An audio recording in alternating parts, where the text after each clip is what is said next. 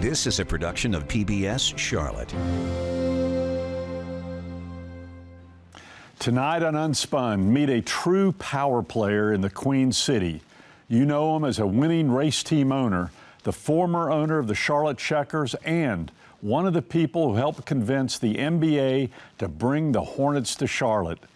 Back when this city was still proving it belonged on the big league stage. In our continuing series, Pioneers in Politics and Business, we're pulling back the curtain on the deals and decisions that helped shape Charlotte. And tonight, Felix Sabates shares stories behind the headlines. In today's America, welcome to the Spin Game. Believe me, I know, I'm Pat McCrory. When I was governor and mayor, I played the Spin Game. I was played by the Spin Game. But aren't we all done being spun? Let's take the spin out of the world we're in, here on Unspun. What you may not know about Felix Sabates will surprise you. He came to this country with almost nothing and built his success by taking smart risk, trusting his instincts, and betting on himself when there were no guarantees. Felix, it's great to have you on Unspun, special edition, Pioneers of Politics and Business. And no doubt you are a pioneer here in Charlotte and America. Well, there's nothing else. I'm old enough. No doubt. I was looking last night at the big room at the club. Yeah. And I was the oldest guy in there. And there was 50 people in there. And I go, Jesus, I've been here a long time. Well, being old's a privilege too, right? Well, you know, we've got a lot of friends we miss that we grew up with. Yeah, my dad used to say the devil knows more because he's old than he does because he's the devil. Wow. You know, one way I describe you, kind of the title of this show is From Cuba to Charlotte. How did you get from, first of all, Cuba to America? Well, I got myself in trouble with the Cuban government in 1960 as I joined the underground to fight against Castro. And how old were you? I was 15. 15 years old. And I was more, I was in the list to be, and my father felt that if he was to get me out of there, I was going to be dead. And it turned out that they got me out of a truck in a country road. You were getting in a truck? No, I was in a truck. Yeah. There were 13 of us that we were going to the mountains to start fighting. And they put me in the back of the truck. And they say, if the truck stops, shoot. If someone tried to open the door, just shoot. And I had a machine gun. And the truck stopped. It was a bumpy country road. And something told me not to pull the trigger. And it was my father and the bishop. I have gone to confession. And I guess the priest I went to confession to must have broken the rule, told the priest, and the priest told the bishop told my father. And they got me out of the truck. Your dad pulled you out of the truck? Yeah. The truck went 3 miles and everybody in the truck got killed. So I was 3 miles from being wiped out. And a week later, I was in the United States. How did your dad get out of Cuba with you and your family? No, my father didn't get out. He didn't get out? No, I came to America. I was 15 years old. I came by myself. No family, no money, no nothing. He just put me on an airplane and sent me to Miami. And once in Miami, what did you do then? Well, he had a friend of his that lived in Miami. So I had his phone number. I called him. And he was surprised because you couldn't call from Cuba in those days. And he came and picked me up. I stayed at the airport for about 5 or 6 hours waiting for him to come pick me up. And then now they have remodeled, but there was a place called the Freedom Towers on Biscayne Boulevard. And all the Cubans had to come in and raise it to be that we should be, like it should be today, except it doesn't happen. Right. So I stood in line for 2 days so I could get my interview and get a visa. Could you speak any English at that time? Only curse words. That's why I love you, Felix. I knew a few curse words. So, Miami to Charlotte. What? No, actually, I had a cousin that was living in Missouri. Yeah. But he had been living in Boston, so I went to Boston first. And then when he moved to Missouri, I followed him to Missouri. I was 16 years old, and I was working at a hospital. I dropped out of school in the 9th grade. I never finished the 9th grade. So to this day, I'm glad I did it. Because if I'd gone to school, I'd probably be working for a bank or something. Yeah. But it gave me the opportunity to try to better myself. and I went from one job to another one, washing pots and pans at the hospital, and then I became an orderly. And then the Catholic Church started relocating the Cubans all over the United States. And they picked Lexington, North Carolina. My mother came from Cuba 2 years later with my little brother, who was a year old.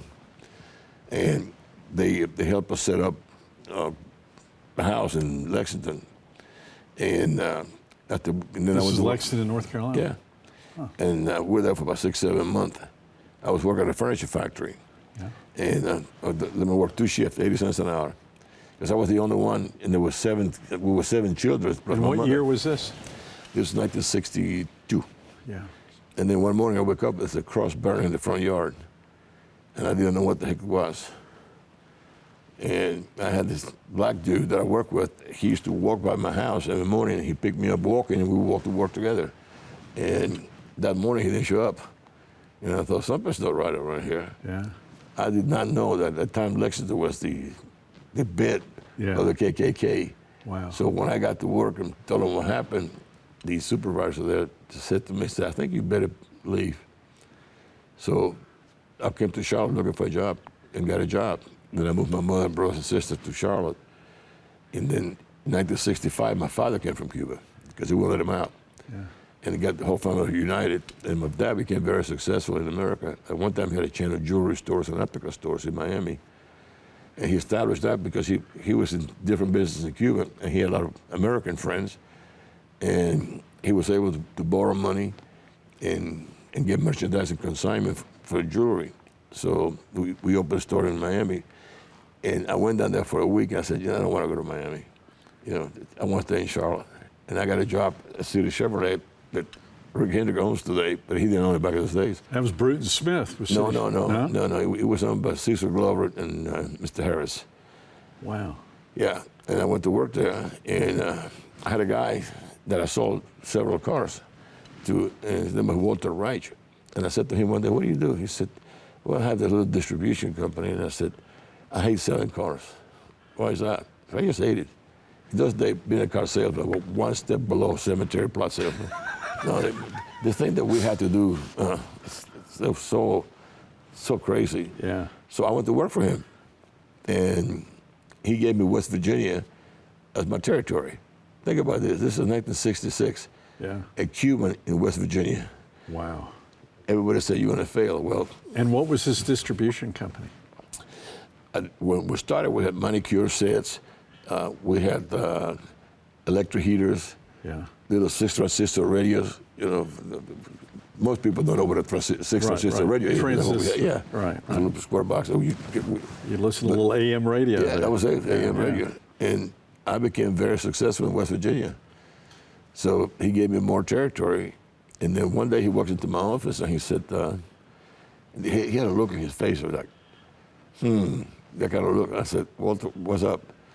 And he said, I'm an Austrian Jew, and the Austrian government is making restitution to the people that lost properties. Yeah. He said, I just got $6 million from the Austrian government. $6 million in 1967, or 68, whatever the year was. Yeah. That was a lot of money. It's a lot of money today, but in those days. And he said, I wanted to buy the company.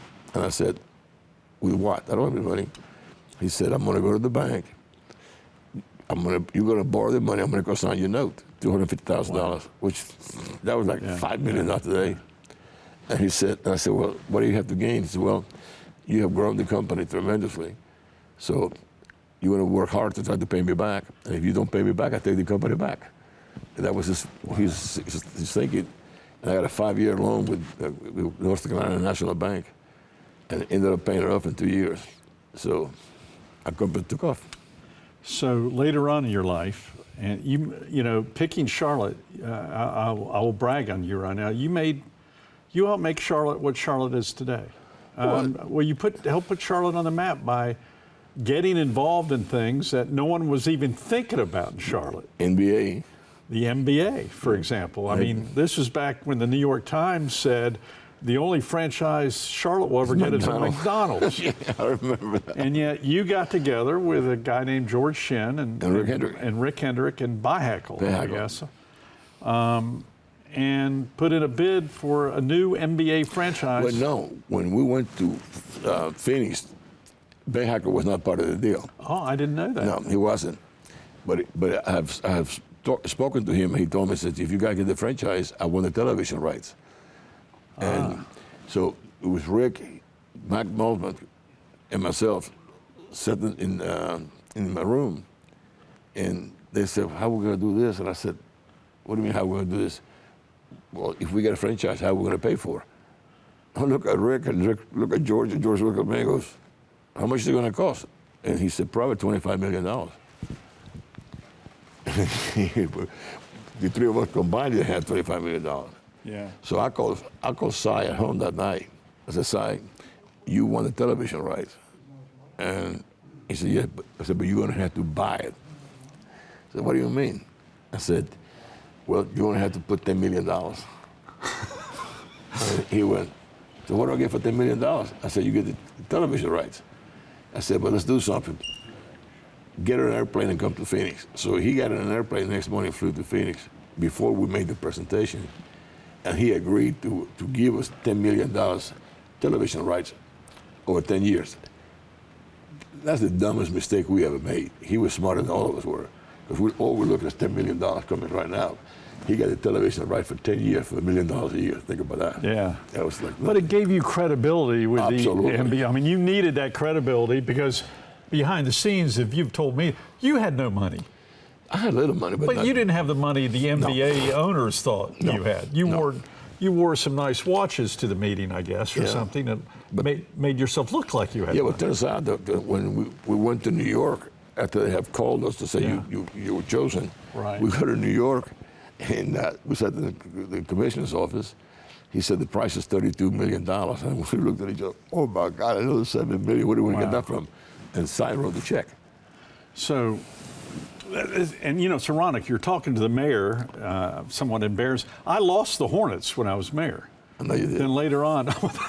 then later on, got the Bobcats. And they went to, I guess I lost them in New Orleans, and I remember going to an NBA owner team trying to keep us, and the deal had already been made. They just didn't tell Well, us. I think the county commissioner or whoever was on the board with City council, the yeah. city council, they were pretty stupid. Yeah, we got caught up in the arena controversy. Yeah, that was the whole thing was we couldn't make it what we were playing at. Right, And we right. couldn't get premium prices and all that. We move out, and then a year later, you give them a new arena. Yeah, Yeah. yeah, So you're the ones responsible. absolutely. But actually worked out good. It did work. It worked out good for everybody. I knew it would. Yeah, right. But that was tough for me politically. I mean, God, the Hornets were, we sold out 9 straight years, and next Yeah. thing we know, Yeah. well, of course, it didn't help that George Shinn got in some controversy. But it actually worked out good for George because what George did, he moved to New Orleans. Right. And then he sold the team. Well, we bought for $32 million. His part of the team was 100% at the time because he moved to New Orleans. He got $385 million. So, Right. and George is very. Now, what most people don't realize is later on, you kept your ownership. And Yeah. when Michael Jordan sold recently for $3.2 billion. $3.2 billion, look how times have changed. Yeah. And we had the new arena, so that helped although the city owns it, it was a good agreement for. Well, actually, Bob Johnson Yeah, I helped. got the franchise. Yeah, right. And then Bob sold it to Michael. to Michael, yeah, And then you kept your ownership the whole time. the whole time. Up until recently. Well, that's a 35-year reign. Wow. I stayed with the Hornets for 35 years. Now, the NBA wasn't the only sports franchise you helped bring. You were owner of the Checkers. Yep, twice. Minor league hockey, twice. I remember going to a game with you, Yeah, sitting yeah, right yeah, behind the yeah. glass. And then you also got involved in NASCAR. Well, before that, I brought the first soccer team to Charlotte. That's exactly right. You were Yeah. ahead of your time on soccer. Yeah, but we were doing really well playing the old Memorial Stadium, whatever the hell they call that. Right. And we were doing great. And we're supposed to be playing Richmond. So we got on the bus. Well, no, I didn't get on the bus. The team gets on the bus. And we got to Richmond, we got a call from the commissioner. The league is folding tomorrow. Wow. So we were doing good. Yeah, I Because remember it was a big yeah. deal to go to those Yeah. games. Yeah. soccer was, at a peak at that point in time in America, and then it went down again, and now it's look what Teppert's doing in the new Bank of America Stadium. It's incredible. And I was actually you were ahead of your time. I don't know about that. I'm just lucky. So how in the heck did this Cuban American guy get involved in NASCAR and lead teams like Kyle Petty's team? I mean, what brought you to NASCAR? That's another funny story. I used to have a building that I own on East Boulevard. The guy upstairs, I remember your building. One of these guys came to me one day and said, "Hey," and I was friends with Humpy Wheeler because his daughter went to school with me from the time they were kindergarten. Your daughter? With my daughter, yeah. Right. So it was kind of like, every year Humpy would give me a ticket for the Daytona 500, for Darlington, and Rockingham. He would call me. So Carol and I would get in the car, drive to Daytona, and I fell in love with the sport. And Daddy comes in one day, my neighbor upstairs. Yeah. He said, "You want to go racing?" I go, "This is 1985." And I go, "Yeah. How much is that going to cost?" He said, "Well, we can do something with $50,000. I said, "Well, I'll do it." $300 million later, that's how I started. It was kind of a joke. We're going to run a couple of races and have a good time. But you ended up having incredible success. Yeah. I remember Kyle Petty and Kyle and I became good friends for a while. And then what a great guy. And I'll tell you, and the whole Petty family. I was a big Richard Petty fan. Yeah. So we get this Busch Red national team. Our first race is in Daytona. So we go to Daytona and we sat on the pole. I said, we had all this other thing with fancy trailers and that. We didn't have a trailer. we had a box, a truck. Wow. Yeah, and we put a trailer in one of the pull trailers. So I asked my crew chief, how did we do that? He goes, boy, what we knew was perfect. And I said, well, you're on the pole. So what'd you do? He goes, that nitrous oxide really worked good. I didn't know what nitrous oxide was. Right. So that night, there's a restaurant in Daytona, and 2 or 3 of the car owners were there, and they go, "Hey, congratulations, kid, you did well." I said, "Man, that nitrous works perfect." And they all looked at me like, "Really?" I said, "I don't know what they do with it, but all I know is they use it for qualifying, and we're on the pole." Well, that turned me into NASCAR. Wow. So this is the morning of the race, and that's how I became really good friends with Bill France. They called me to the trailer, the NASCAR trailer. And when they call you in there, when they call out owner the day of the race, this for a reason. I walked in and he had all his ninjas with him. He goes, this was the nitrous oxide. I said, "We're on the pole, Mr. France." He looked at me and said, "Are you that dumb?" Like exactly his words. Yeah. And I said, "Did I do something wrong?" He said, that's legal as it can be. He said, "You be suspended for 6 weeks, 8 weeks, and take the pole away from you." He said, "But you were honest enough because you didn't know it. What I'm going to do is this. When they drop the green flag, Bobby Hillin was driving the car. You tell him to drop to the inside of the racetrack and let the other 42 car pass him. And if he gets above 30 place, we're going to black flag him. And that's your punishment." That's how the rules were made in NASCAR. In those days. I love it. I love those days, man. I miss Bill France. I miss Helton. I miss all those guys. This new generation of guys today, they go by the book. But this put Charlotte on the map because, we were Charlotte, North Carolina, all the broadcasts. We're here in Charlotte, North Carolina, and no one knew that. I remember I was a recruitment manager for Duke Power at the time in the late 80s, and I'd go to Knoxville, Tennessee and try to recruit students to Charlotte, and they'd go, "Where's that?" Where's that? It was in Knoxville, Tennessee. Yeah. But now Charlotte's known. Yeah, and the sports helped put it on the map. Well, it's ironic because I told you I never finished the 9th grade, but I got a doctor's degree from UNC Charlotte. Yeah. So I want to talk about Charlotte now and Charlotte in the future. You helped make Charlotte what it is today. Well, I help a little bit. No, you listen, you help. If it weren't for you and many other leaders, both business and political leaders, Charlotte would be Knoxville. Yeah. Charlotte would be Richmond. Yeah. Charlotte would be Greenville, which are all good cities, but they ain't Charlotte. No. And Charlotte's now a major city, major international city. And you've gotten involved in a lot of other issues. We don't have time to talk, from the airport to charity. By the way, you do a lot for charity. As a matter of fact, when you were governor, you appointed him as co-chairman of the right. North Carolina Airport Authority, which those dummies in Raleigh never dissolved. Never did, yeah. So technically, I'm You could still take it over. Yeah. You've told me this. Yeah. Yeah. Maybe you should. I don't know. But thank God for the airport. Yeah, that airport was remind me of the old story from John Belk when he was mayor. They asked him, Why did the planes? he said, "Why is the airport located there?" He goes, "Because the planes land there." That's where the planes land there. Yeah, Mayor Belk. He was the mayor. I was just a mayor. Well, he was. Even though I was mayor 14 years, I never talked about it with Mayor Belk. I'd go, "You're the mayor. Yeah. I'm just a mayor," and a lot of respect for him. I love John Belk. Where do you think, in the remaining several minutes we have, what is Charlotte's biggest challenges that you need to tell the next generation of political and business leaders in order for Charlotte to remain strong, and North Carolina too? You're a big influence in all of North and South Carolina too. What do we need to do to stay competitive, and from your viewpoint, your wisdom? Not the wisdom, but I'm just from observations. Yeah. Charlotte has become a young generation city.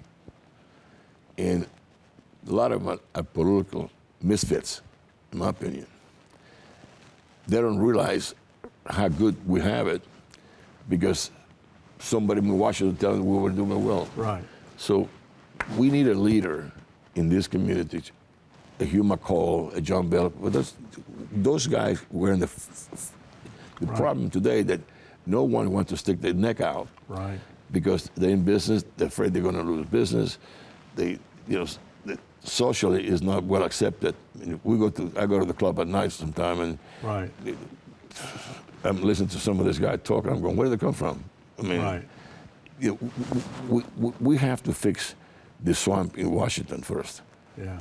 and it trickle down to us, because you can't convince the young generation that in their 30s and early 40s, they always had a football team, they always had a basketball team. They just assumed it happened here by accident. And they take things for granted. I have 3 children, from 60 to 55, and I got 5 grandchildren. Right. They think it just falls out of the air. Before we run out of time, I do want to ask you this. What do you think is your greatest achievement here in Charlotte? What are you most proud of? My involvement with Atrium Health. I'm glad you said that, because we've been talking about sports, but you were involved with charity and Atrium Health, which used to be the Carolina Medical. It's another major attribute to the healthcare system as a major employer and care need. Well, I'll tell you a funny one if you have time. It won't take long. I joined the board. The hospital had 1,200 employees. That was it, in one building. And we used to have a board meeting in Harry's office, who was the president. Mm-hmm. Harry Durkin. Harry Durkin. And we were all smoking at the board meetings. That's how far back. That's how far back it was. With smoking was the norm in public. And now, when I retired from the board after 40 years of service, we had 192,000 employees. Wow. In 16 states that we have hospitals in. So I was very proud of that, because I was involved in the mergers and acquisitions. I was the guy that put together the deal with the nuns at Mercy Hospital. Right. They had just built Pineville, and they tried to talk to them, and they wouldn't talk to the. So they said, okay, you're the Catholic in the group, you go talk to them. And I called Bishop Curley. I said, Bishop Curley, I hear you just become bishop here. I said, these nuns, they have 2 great hospitals, but they're going broke. He says, I know, we have to give them money every year. I said, we're willing to buy them. So I sat down with the bishop and Sister Mary for probably 6 hours, and I talked them into selling. But the name Mercy had to stay. So that's why it's called Mercy. And that changed North Carolina too. Absolutely. Felix, we needed you, and we need you still in the future. Because one of the reasons I'm doing this show is we record history, and we also let the next generation of leaders know that Charlotte, North Carolina didn't happen by accident. It happened by courageous people like you coming from a truck that your dad pulled you out of, and we're forever grateful. Well, thank and you. I consider you a friend and a pioneer And I say I that don't in know the about ultimate that. compliment. I appreciate that. No. You are. I just believe in doing the right thing. And you also believe in family, and you got a great family. Absolutely. God bless Thank you, you, buddy. Pat. Thank you See very ya. much. Felix Sabates, pioneer in politics and business. Thank you. Now I can drink like Johnny You can do Carson. Like Johnny Carson used to say, and drinking my coffee. It is coffee. One-on-one. Thank you.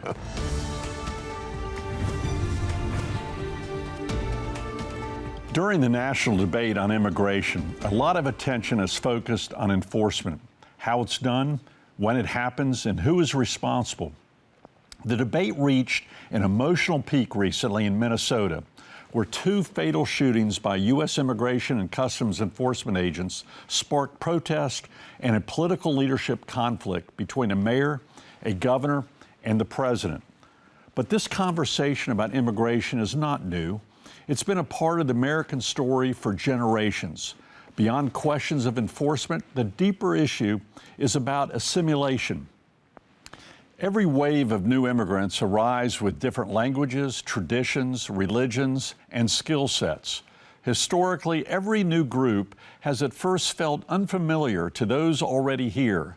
Some even feel threatened by these newcomers, meeting them with uncertainty or even resistance.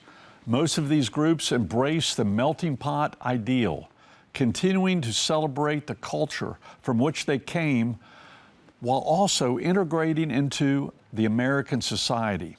They adapt to life here, learning English, raising families, building businesses, serving as employers and employees, voting, and even holding elective office. That's the unwritten strength of this nation, and it works because people choose to make this land their home and their country. Felix Sabates is a powerful example of this American story, building a life few could have predicted. While he still proudly celebrates his Cuban heritage, he has also become part of the fabric of America and of Charlotte.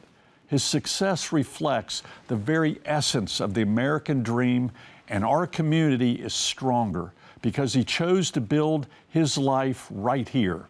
His story is our story for generations, and it remains our story today. Well, that's the truth as I see it. I hope to see you next week on Unspun. Good night, folks.